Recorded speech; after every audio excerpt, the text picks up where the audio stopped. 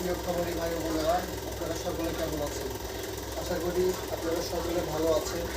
এই শীতে যারা হাঁসের বাচ্চা সংগ্রহ করে থাকেন তাদের একটা প্রথম সমস্যা হয়ে থাকে যে বাচ্চাটা কিভাবে হিট দিব এবং কী কী খাওয়াবো আর কিভাবে রাখলে বাচ্চাটা নষ্ট হবে না, ভালোভাবে গঠন প্রণালী হবে।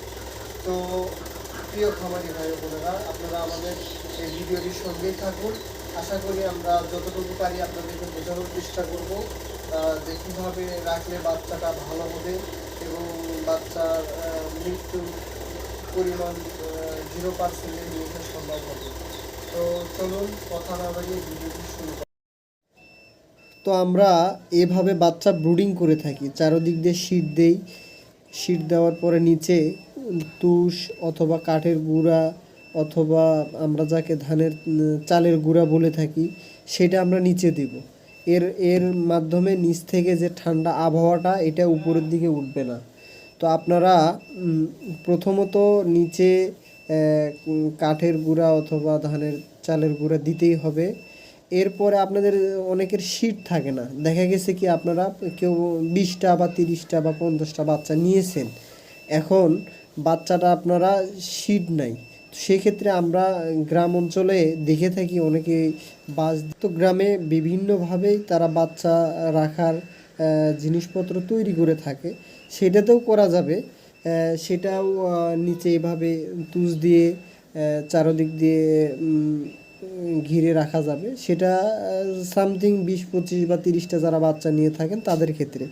যারা আবার 100-150 বাচ্চা নিয়ে থাকেন তাদের ক্ষেত্রে শীতের মধ্যে এইভাবে করলে তারা লসের সম্মুখীন হবে না 100%। হয়তো আপনাদের শীট যদি 1000-1200 টাকা যায়, তারপরেও সেটা বেশি না আমি মনে করি, কারণ বাচ্চা এর দেখা গেছে কি যে কোনো একটা সমস্যা হলে ওষুধই লেগে যায়, 2-3 হাজার টাকার ওষুধই লাগে যায়, আর বাচ্চাটা টিকবে কিনা তাও বলা যায় না।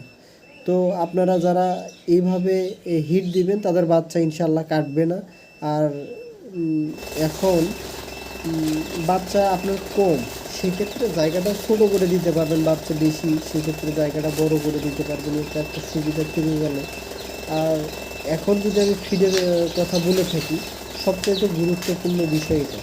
আমাদের থেকে যারা কম বাচ্চা নিয়ে যায় তাদের ক্ষেত্রে সবচাইতে সমস্যাটা হয় এটা বেশি, যে একজন বাচ্চা নিয়ে গিয়েছে 50টা, হ্যাঁ, তো তারা করে কি, ওই যে গ্রামের যে দোকান আছে বা যারা খোলাভাবে ফিড বিক্রি করে তাদের থেকে ফিড নিয়ে আসার পরে খাওয়ায়। তো তাদের ওই ফিড খাওয়ানোর পরে বাচ্চাটা ধীরে ধীরে মানে গলা ছোট হয়ে আসে, চোখলা লেগে আসে, ধীরে ধীরে বাচ্চাটা নষ্ট হয়ে যায়। তো সেক্ষেত্রে আমরা দেখেছি এই ফিডগুলা হয়তো বা ড্যাম হয়ে যায়। আর প্রথম যে ফিডটার সমস্যা হয় সেটা হচ্ছে, এটা কিছু কিছু আঞ্চলিক কোম্পানি শুধু কিছু মেশিন বানায় হয়তো স্টার্টার বা গ্রোয়ার ফিড তৈরি করলো, এটা শুধু দোকানেই দেওয়ার জন্য, কিন্তু এটা আসলে কোনো ডিলার বিক্রি করে না। এটা যারা আমাদের এলাকাতে খুচরা দোকানদার আছে তারাই শুধু এই বস্তাগুলো নিয়ে এই যে খামারিগুলোদের কাছে বিক্রি করে। আপনারা ভুলেও এই ফিডগুলো খাওয়াবেন না, খাওয়াইলে দেখা গেছে কি যেখান থেকে বাচ্চা নেন আপনাদের এই বাচ্চাটা ভালো বাচ্চা এসে অসুস্থ হয়ে যাবে।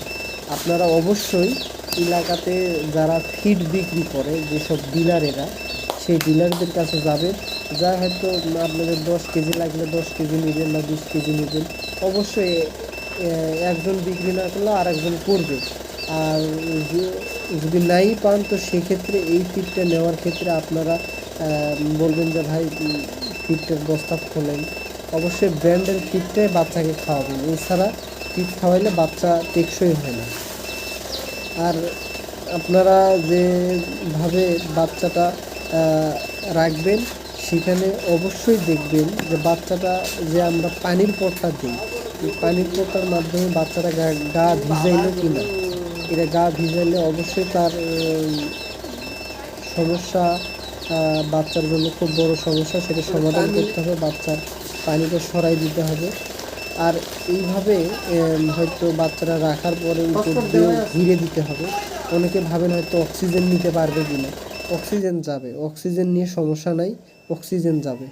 আর বাচ্চাটা যখন দ্বিতীয় দিন বা তৃতীয় দিনে চলে আসবে, হয়তো আপনার সম্পূর্ণ বাচ্চা বের হওয়া শেষ হইলো, দ্বিতীয় দিনে চলে আসলো যেটা আগের বাচ্চা থাকবে, বা সে বাচ্চাটাকে এভাবে তখন পডে দিতে পারবেন, তখন আর পিপার না দিলেও চলবে।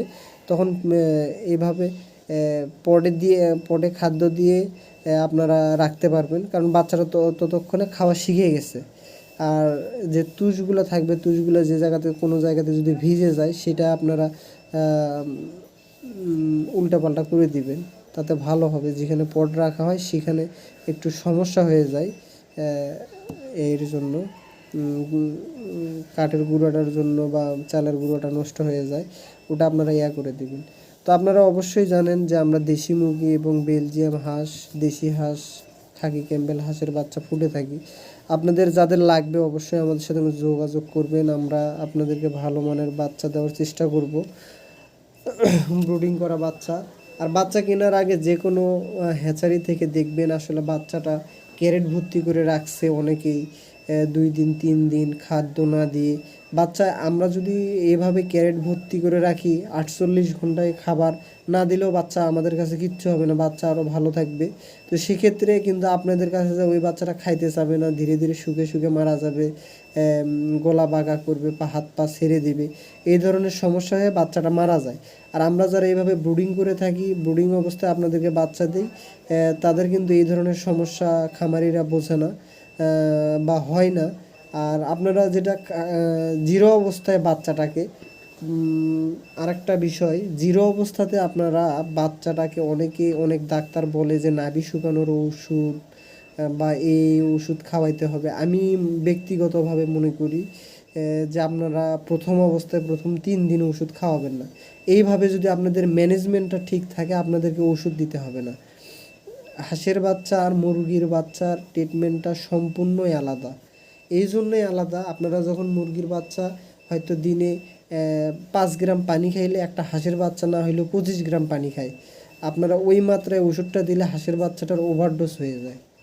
আমি দেখছি, আমি নিজেও প্র্যাকটিক্যালি ওষুধ ব্যবহার করে দেখছি যে বাচ্চাটা টেকসই হয় না।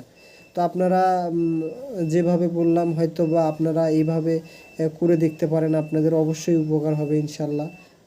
আমি ব্যক্তিগতভাবে যেভাবে করে গেছি আপনাদেরকে সে পরামর্শ দেওয়ার চেষ্টা করলাম। ভালো থাকবেন, আল্লাহ হাফেজ।